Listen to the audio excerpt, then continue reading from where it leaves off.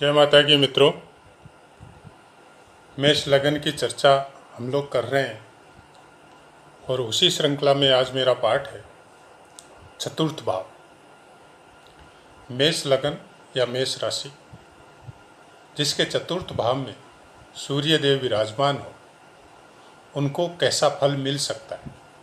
हालांकि आपने बहुत कुछ सुना होगा, चतुर्थ भाव में अगर सूर्य हो या कर्क राशि में सूर्य हो, अलग अलग पाठ आपने सुने होंगे। हमारा पाठ चतुर्थ भाव में संबंधित राशि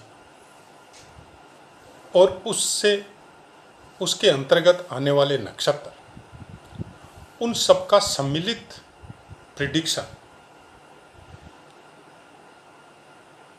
करने के लिए हम लोगों को क्या देखना है, क्या नहीं देखना है और किस तरह से समझना है, उसी के बारे में चर्चा करेंगे। हालांकि चतुर्थ भाव में सूर्य का कोई विशेष अच्छा फल ज्योतिष शास्त्रों में या पाठों में, अगर हम लोग सोशल मीडिया में भी सुने तो कोई विशेष फल नहीं बताया जाता है। यहाँ पे सूर्य देव चतुर्थ भाव में, क्योंकि चतुर्थ भाव हो गया आपका, चतुर्थ भाव के कारकत्व हो गए भूमि, भवन, परिवार, माता, सुख के संसाधन, उन सब से कनेक्टेड चतुर्थ भाव है। अगर इसके पूरे कारकत्व चाहे सूर्य के हो, चाहे आपके चतुर्थ भाव के हो, चाहे कर्क राशि के हो, उनको अगर पूरा डीपली आपको अध्ययन करना है तो वो सबके अलग अलग पाठ मेरे दिए हुए हैं। और नक्षत्रों के विषय में तो कुछ ज़्यादा ही जानकारियाँ मेरे इस चैनल में दी गई है, जिनको आप अध्ययन करेंगे तो आपको खुद को महसूस होगा कि किस लिए जन्म पत्रिका प्रिडिक्शन जब अलग अलग ज्योतिषियों से हम लोग करवाते हैं और हम लोगों को मिलता नहीं है, उसके कारण क्या है। जहाँ तक हमने अध्ययन किया है, इसके कारण बहुत कुछ नक्षत्रों पे डिपेंड होते हैं। नक्षत्रों को अगर हम लोग अच्छे से समझ लें, उनके कारकत्वों को समझ लें, उनके स्वामित्व को समझ लें और उसके बाद में अगर हम लोग अभ्यास करें तो शायद हम लोग उस प्रिडिक्शन के कुछ नज़दीक पहुंच सकते हैं। मैं ये तो नहीं कहता कि पूरी तरह आप उनके समकक्ष पहुंच जाएंगे जिन्होंने ज्योतिष की रचना की, लेकिन हाँ, ज्ञान में इजाफा जरूर होगा। हम लोगों को दिमाग में वो नाड़ियाँ जिनकी जागृत अवस्था जरूरी है, क्योंकि ज्योतिष कोई वो नहीं है कि आप बुकों में पढ़ लो या आप सोशल मीडिया से ज्ञान ले लो और उससे आप ज्योतिषी बन जाओगे। वैसा ज्योतिष, वैसा कोई सब्जेक्ट नहीं है। ज्योतिष में जो श्लोक है, उनकी अलग अलग तरह से हर पुस्तक में आपको अलग अलग विद्वानों की अलग अलग व्याख्या मिलेगी और आप ये नहीं बोल सकते कि वो व्याख्याएं गलत है। नहीं, उन्होंने उस क्षेत्र में उसको पहचाना, उन्होंने उस क्षेत्र में उसकी प्रिडिक्शन की, उन्होंने उस क्षेत्र में उस श्लोक का अभ्यास किया, इसलिए उन्होंने उस क्षेत्र में जाके उस श्लोक की अपने हिसाब से व्याख्या की। वो अपनी जगह एकदम सही है। गलत आप ज्योतिष में किसी को नहीं बोल सकते। आप गलत तभी बोल सकते हैं जब आपका ज्ञान परिपक्व ना हो। आपके ज्ञान की, हर इंसान के ज्ञान की या दिमाग की एक सीमा निर्धारण है। न तो ग्रह करते हैं, न हम लोग करते हैं। वो हम लोगों का अभ्यास और उस ज्ञान को प्राप्त करने की लालसा वो सीमा निर्धारण करती है। जैसे किसी क्षेत्र में आप ज्योतिष का छोड़ के अगर एजुकेशन लाइन में भी जाओ, कोई डिप्लोमा लाइन में भी जाओ, जो हम लोगों को स्कूलों में या कॉलेजों में या बड़े बड़े सेंटरों में पढ़ाया जाता है, उसमें भी आप देखते हैं हम लोग कि कोई एक ही कॉलेज में एक ही टीचर से सब लोग पढ़ रहे हैं, लेकिन किसी के परसेंटेज और मार्क्स बहुत हाई है, किसी के बहुत लो है। इसका कारण यही है कि उस क्षेत्र में उस बच्चे ने उतनी मेहनत नहीं की या उसका दिमाग, उसके जो ग्रह के कारकत्व है या वो जो सोचता है, वो ज्ञान उसके लायक नहीं है। इसका मतलब यही होता है। हर आदमी एक ही सब्जेक्ट में आगे नहीं बढ़ सकता। किसी को क्या पसंद आता है, किसी को क्या पसंद आता है। वैसा ही ज्योतिष सब्जेक्ट है। ज्योतिष जिसको पसंद आता है वो ही उसमें उन्नति करेगा। लेकिन बेसिक नॉलेज अगर पसंद नहीं आके भी हम लोग अगर उसमें अभ्यास में जाए या सुने या पढ़े और थोड़ा सा अपना दिमाग को अगर परेशान करे, तो मैं ये ज़रूर मानता हूँ कि ये ज्ञान आपको हर क्षेत्र में हेल्प करता है। क्योंकि ज्योतिष में वही आदमी आगे बढ़ता है जो अपने दिमाग को परेशान करता है। और जो आदमी अपने दिमाग को परेशान करता है उस आदमी के दिमाग का लेवल एक आम आदमी के सोचने के पावर से बहुत अलग हो जाता है। और वही लेवल उसको अपने कार्य क्षेत्र में आगे बढ़ाने की या आगे बढ़ने की प्रेरणा भी देता है और वो करता भी है। चलिए बात करते हैं सूर्य की। चतुर्थ स्थान में सूर्य के कारकत्वों को जब हम लोग चतुर्थ स्थान के कारकत्वों से मिक्सअप करते हैं तो यहाँ पे कोई अच्छा रिजल्ट देखने को नहीं मिलता है। भूमि भवन से संबंधित पीड़ाएं प्राप्त होती है, माता से संबंधित पीड़ा प्राप्त होती है, मतलब कुछ भी अच्छा देखने को नहीं मिल सकता। लेकिन जैसे ही नक्षत्रों को लगाते हैं कुछ अच्छा देखने को मिलता है। क्योंकि कर्क राशि के अधीन आपको पुनर्वसु का लास्ट चरण, मतलब अगर आपका सूर्य 3 डिग्री 20 मिनट का है, मतलब 3.20 अंश का है, तो आपका सूर्य पुनर्वसु नक्षत्र पे है। और पुनर्वसु नक्षत्रों का स्वामित्व गुरु को दिया गया है। और गुरु यहाँ पे आपका कुंडली में प्लेसमेंट कहाँ पे है उसके हिसाब से आपको उसके फलों की प्राप्ति होगी। पुनर्वसु नक्षत्र जनरली बुद्धिमान, यशस्वी, धनी, व्यापारी वर्ग, ये सबको इंडिकेशन करता है। तो इस स्थान पे बैठ के आदमी धन के मामले में, बुद्धि और विद्या के मामले में बहुत कुछ प्रोग्रेस करता है। और यहाँ पे अपने इनके पैदा होने के बाद में माता पिता की भी प्रोग्रेस बहुत अच्छी होती है। जबकि यहाँ पे सूर्य को माता पिता के लिए या धन संपत्ति मामलों के लिए अच्छा नहीं बताया गया है। अब देखिए फल कैसे बदलते हैं, इसी तरह फल बदलते हैं। और इसी तरह से हम लोग अगर प्रिडिक्शन करेंगे तो हम लोग उसको अच्छे से समझ भी सकेंगे और उस फलों की किस तरह से प्राप्ति हो, कौन से ग्रह से, वो भी पता चलेगा। दूसरा एक सूत्र है कि पंचम स्थान का स्वामी अगर चतुर्थ स्थान में प्लेस हो तो आदमी अपनी विद्या बुद्धि के द्वारा इतनी धन संपदा अर्जित करता है जिसका मतलब आसपास में, अगल बगल में, समाज में बहुत नाम होता है। और माता पिता का सुख उसको बहुत लंबा मिलता है। अब आप इन सूत्रों को कैसे मिक्सअप करेंगे वो आपके अभ्यास के ऊपर, आपके दिमाग के ऊपर, आपकी रिसर्च के ऊपर डिपेंड करता है। उसके बाद में पुष्य नक्षत्र के चारों चरण चतुर्थ, मतलब आपकी कर्क राशि में आते हैं। और कर्क राशि में सूर्य अगर 3 डिग्री 20 अंश से बाद में अगर प्लेस है 16 अंश 40 कला तक, तो आप 16.40 डिग्री तक, इस तरह से नॉर्मल भाषा में इस तरह से इसको ऐसे समझ लें। आप अंश, कला, विकला एक बार भूल जाइए।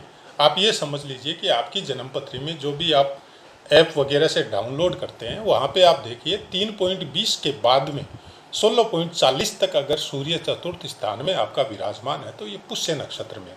अब पुष्य नक्षत्र का स्वामित्व शनिदेव को दिया गया है। क्यों दिया गया है उसकी भी चर्चा करेंगे। हालांकि पुष्य नक्षत्र के बारे में पूरी डिटेल में पाठों में दे चुका हूँ, तो आपको पूरी डिटेल की जानकारी करनी है तो आप उसको जाके अध्ययन कर लीजिए। पुष्य नक्षत्र जनरली आपके साधु संत, प्रशासनिक अधिकारी, कर्मकांडी विद्वान, विवाह करवाने वाले, बड़े बड़े मठाधीश और बहुत ज़्यादा ध्यान साधना करने वाले राजनेता, ये सब का इंडिकेशन देता है। और जब इनमें सूर्य बैठता है, मतलब 16.40 डिग्री तक अगर सूर्य बैठता है 3.20 के बाद में, तो ये सब के फलों की प्राप्ति में आपको अगर शनिदेव का साथ मिलता है तो बहुत उन्नति करवाता है। और मेष लगन में सूर्य देव वैसे भी पंचम स्थान का स्वामित्व है सूर्य देव को, सिंह राशि पंचम स्थान में आती है। तो अपनी विद्या बुद्धि और ज्ञान के द्वारा यहाँ पे इस नक्षत्र में बैठा हुआ सूर्य आपको बहुत बड़ा कोई मतलब संत हो, बहुत बड़ा कोई साधु हो, बहुत बड़ा कोई कर्मकांडी विद्वान हो जिसकी ख्याति हो चारों तरफ, बहुत बड़ा व्यापारी वर्ग हो, या बहुत हाई लेवल दर्जे का मतलब ऊंचे दर्जे का प्रशासनिक अधिकारी या राजनेता जो समाज के लिए, देश के लिए हित सोचे और हित का काम करे, वैसा कोई इंसान इन डिग्रीज में बैठ के, इस नक्षत्र में बैठ के आपको उस लेवल पे प्रोग्रेस करवा सकता है, बशर्ते आपका शनि अच्छा योग कारक हो और अच्छे स्थान में प्लेसमेंट हो। यहाँ पे अगर आप शनिदेव को समझ गए कि आपका शनिदेव कैसे फल दे रहे हैं और उस फलों की प्राप्ति के लिए अगर सूर्य देव यहाँ विराजमान है तो संपूर्ण फल प्राप्त होंगे। अब यहाँ पे देख लीजिए कि आपका सूर्य देव चतुर्थ स्थान में गलत बताया गया है और फलों की प्राप्ति में किस तरह से कैसे चेंजेस आती है। उसके आगे बढ़ते हैं 16.40 डिग्री के बाद में बाकी के जो 13.20 डिग्री के मतलब 30 अंश तक आपका अश्लेषा नक्षत्र रहेगा और अश्लेषा नक्षत्र का स्वामित्व बुध देव को दिया गया है। अब मान लीजिए कि बुध देव सूर्य देव के साथ ही बैठा है और वो भी इन्हीं अंशों के समकक्ष बैठा है, थोड़ा आगे पीछे होके, और अश्लेषा नक्षत्र में दोनों है, तो फिर क्या होगा? फिर ये होगा कि आप सत्ता के शीर्ष तक जा सकते हैं। फिर ये होगा कि आप मतलब आईपीएस आईएएस की जो प्रशासनिक जो पद होते हैं उनमें सबसे हायर लेवल तक जा सकते हैं। फिर ये होगा कि आप साधु संत या वेद पाठी या कर्मकांडी विद्वान या आप गुरु की श्रेणी या ज्योतिष का ज्ञान से संबंधित कुछ क्षेत्र में आपने उन्नति की है तो उसमें उस लेवल पे जा सकते हैं कि बड़े बड़े आदमी भी आके आपके चरणों में नतमस्तक हो, आपके ज्ञान के सामने आपको प्रणाम करें। आप साधारण गृहस्थ में भी इस तरह के इंसान हो सकते हैं कि आपकी चारों तरफ ख्याति हो और आपके सामने आने वाला आपके शब्दों को नहीं काट सके। तो ये होता है बुद्धादित्य योग, जिनको हम लोग सूर्य के साथ ही बुध रहता है, थोड़ा बहुत आगे पीछे रहता है लेकिन जनरली सूर्य के साथ रहता है। और अश्लेषा नक्षत्र में सूर्य और बुध दोनों अगर चतुर्थ स्थान में प्लेस हो तो फिर देखिए कैसे फल चेंज होते हैं। अब यहाँ पे ध्यान देने की बात यह है कि चतुर्थ स्थान के कारकत्व जैसे माता है, भूमि भवन है, वाहन है, संपत्ति है, तो ये सब के कारकत्व थोड़े अलग अलग हो जाएंगे।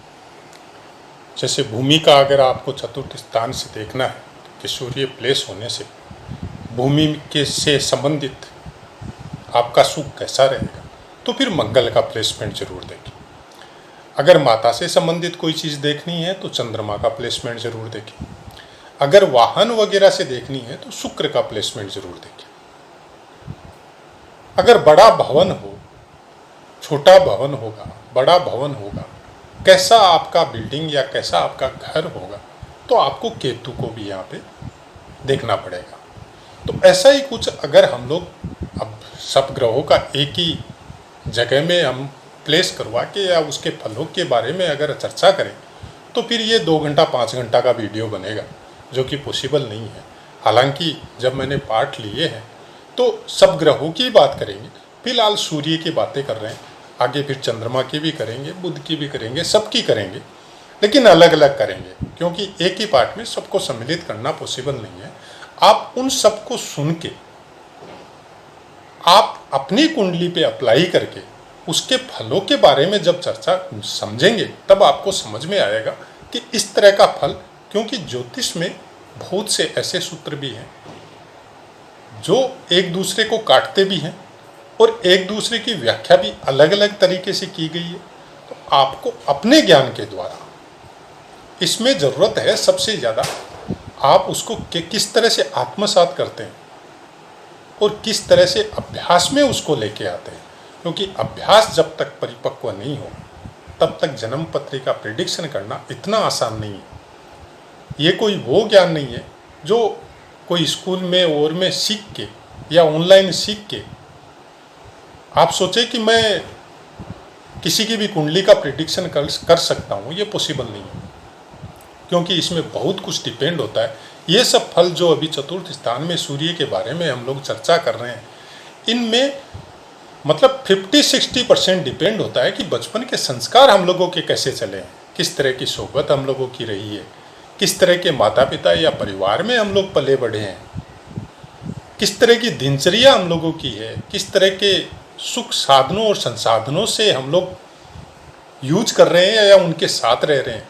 तो बहुत कुछ चीज़ें संस्कारों पे, वातावरण पे, देश काल की परिस्थिति पे निर्भर करता है। अभी अगर आपका सूर्य बहुत बलवान है, बहुत अच्छा फल देना चाहिए, लेकिन जिस देश की परिस्थिति वैसी नहीं है तो वहाँ पे कैसे देगा। तो ये सब बहुत सी बातें हैं ज्योतिष में। ज्योतिष में इसीलिए बोला जाता है कि जितने भी ग्रह हैं उनके फलों की प्राप्ति के लिए देश काल और परिस्थिति संस्कार ये सबसे ज़्यादा अप्लाई होते हैं। और पुराने ज़माने में आपने देखा भी होगा कि लग्न कुंडली से ज़्यादा चंद्र कुंडली का इफेक्ट था और उसी को देखते थे लोग। लग्न कुंडली को इतना महत्व भी नहीं दिया जाता था और लग्न कुंडली के हिसाब से समय निकालना उस समय एक थोड़ी डिफ़िकल्ट चीज़ें होती थी और उनके विद्वान भी कम मात्रा में थे जो दूर दूर रहते थे और वहाँ पे जाना भी संसाधनों की वजह से इतना पॉसिबल नहीं था। लेकिन चंद्र कुंडली बहुत आसानी से बन सकती थी और चंद्र कुंडली के ऊपर ही प्रिडिक्शन होता था। और बात भी सही है, चंद्र कुंडली जहाँ तक मैंने देखा है प्रिडिक्शन में या अभ्यास में आपकी लग्न कुंडली से ज़्यादा इफेक्टिव है, क्योंकि गोचर के पूरे प्रभाव चंद्र कुंडली के ऊपर डिपेंड है, नक्षत्रों के पूरे प्रभाव चंद्र कुंडली पे डिपेंड है, ग्रह दशा महादशा के पूरे प्रभाव चंद्र कुंडली पे डिपेंड है। पता नहीं क्यों लग्न कुंडली के विषय में इतना ज़्यादा जोर दिया जा रहा है, मैं नहीं जानता, मैं उसमें इतना नहीं जानना चाहता, क्योंकि मैंने जो देखा है, मैंने जो फैक्ट समझा है उसके विषय में ही मैं चर्चा करूँगा। उसका कारण यही है कि मैं बिजनेस नहीं करता और न मैं पेड एस्ट्रो हूँ। मेरा ध्येय इतना ही है कि आप लोग चीज़ों को समझें और अपने हिसाब से अपने अंदर आपको क्या परिवर्तन करना है उसके बारे में सोचें। रही बात चतुर्थ स्थान में सूर्य होने की वजह से, जो सबसे ज़्यादा अगर चतुर्थ स्थान में अगर आपका सूर्य प्लेस होके आपको कोई तकलीफ या पीड़ा दे रहा है तो इससे बचने का सबसे अच्छा तरीका है आप अपनी माता का सम्मान करें। और माता समान जितनी भी स्त्रियां हैं, चाहे आपके समाज में हो, चाहे आपके घर में हो, चाहे कहीं भी आपको मिले, उनका अपमान मत करें। उनको सम्मान की दृष्टि से ही देखें और उनको सम्मान भी दें, उनसे आशीर्वाद लें। यह आपके खराब सूर्य को अच्छे सूर्य में कन्वर्ट कर देगा। तो जय माता की मित्रों, पाठ से संबंधित कोई भी बात हो आप निसंकोच कमेंट कीजिए, आपको 100% आंसर मिलेगा। तो अपनी वाणी को विराम देते हुए आपसे आज्ञा लेता हूँ। जय माता।